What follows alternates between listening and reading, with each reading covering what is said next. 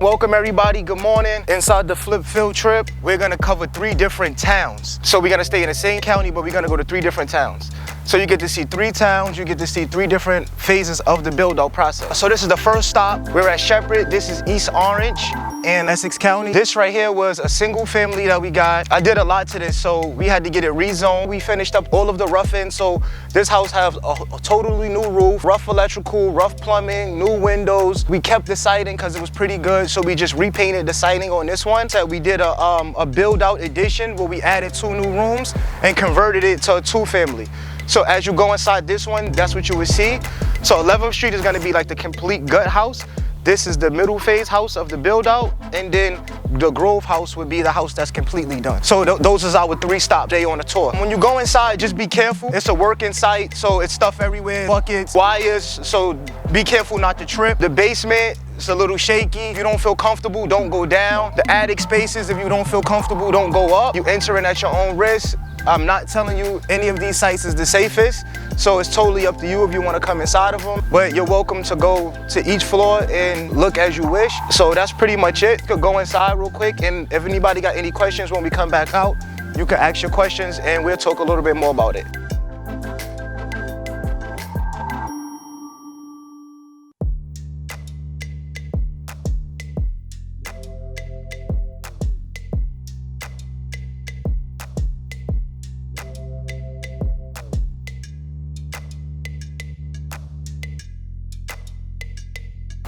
All right, so everybody got to kind of see inside and get a feel of the layout, right? Everybody wanted to kind of know about like the zoning process. So when you're looking up a house, one of the best ways to kind of get deals on houses and to kind of be like at a good point to where you can see some type of return is to find houses that's underbuilt and then bring them up versus just finding a house that needs work and trying to flip it. You could actually find a house that's in decent shape, but nobody want to buy it because it's too small. So sometimes you'll go on Zillow, Redfin, and you see houses that have been on the market 897 days, right? And you think it's a bad deal, right? But it could be a house like this, to where for a single family, it's a lot of work and the numbers doesn't make sense. So what you kind of got to do is be creative and you start checking zonings and like zoning maps. So you'll see like, you'll go to some blocks and it's like huge houses built and then you got one little house right here, right? That's a great house. So not to go in and just renovate it, no, you want to go in and then build it out. So you check zoning maps and you buy those houses even if they're overpriced for that size house. It's fine because you're not leaving it that size. You're building it out, you're building it up. You know, so a lot of the houses you could build back and add rooms, you could build up and add floors. So that's kind of a way to kind of flip and make money and not just do traditional ways, you know? So it's a lot of ways to do flips out here. It's a lot of methods to use. What I'm showing you is just my methods. I kind of use a little bit of everything. And where I'm buying houses from, the same thing. I use everything. You want to use wholesalers, you want to use your realtors, you want to go out, canvas the areas, leave cards, you want to try to search for tax liens, you want to do word of mouth. So you want to kind of leave all your lanes open. And then as well as how you renovate the houses and bringing them back, the same thing. You want to kind of leave the lanes open and build teams that could do everything. You don't want to just get people that just know how to paint and add sheetrock. What if you need to do a build out, you know? What if you need to add new plumbing, new electrical?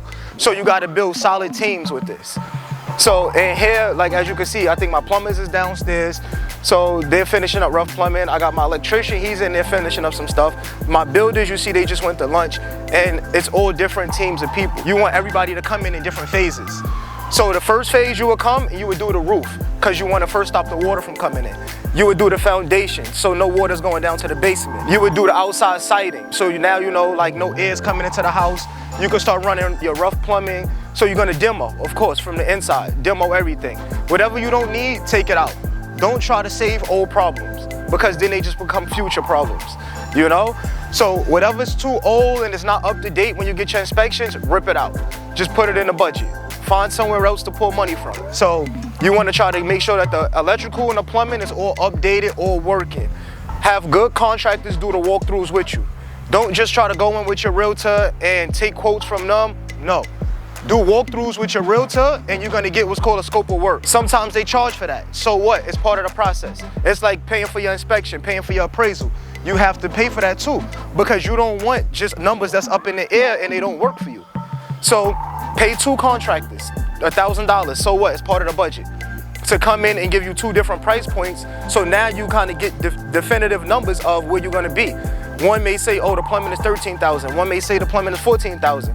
So you kind of go with the middle number. At least you know you're somewhere in that ballpark, right? And so now when you go to your hard money lender, you got a scope of work. You already got the hard money lender. You know what needs to be done. Now you have a better chance of winning that bid.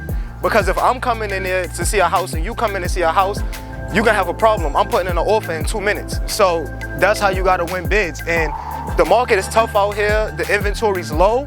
So you gotta be real creative. You gotta have the teams right. You gotta move accordingly. It's a lot of information. It's not an easy process, but once you get everything together and you kind of like formulate everything how it needs to be, you're gonna see why it gotta be that way, and that's what's gonna work for you. That's what's gonna keep you flipping out here and not just flipping a house this year and then you don't get another house for another year. The whole point of this is to be able to keep flipping and keep going and make money off of it and not have to spend the money. You're able to kind of live off the houses and the profit, you know? So getting back to this house, the first floor unit and the second floor unit is mirrored units, meaning they're the same. They're both 2 bedrooms, 1 bath, and we opened up as much stuff as we can to kind of give it like an open feel. We got recessed lighting here. It's gonna be custom cabinets, so that's all of that stuff is already ordered and on the way. So we're at the process now to where you will order everything now, kind of that's coming in as far as like the appliances, the cabinets. So when these guys is finished with their build out process, cabinets will be here by Thursday. They'll install those, they'll be painting by next week, and then the following week the appliances will be in, and then I'm done with the process. So you're not waiting from one step to get done to do the next step. You kind of want to be ahead through the whole process so you can have things just coming in order as they need to be, and you can get in and out of these projects as quickly as possible.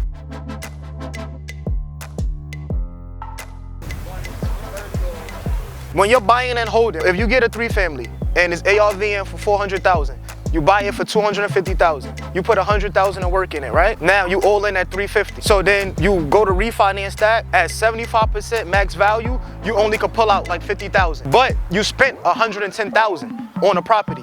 So if you're okay with only getting 50,000 out and you put 110 in and you could stay in that and move on to the next property, cool, that works for you, but that doesn't work for everybody, right?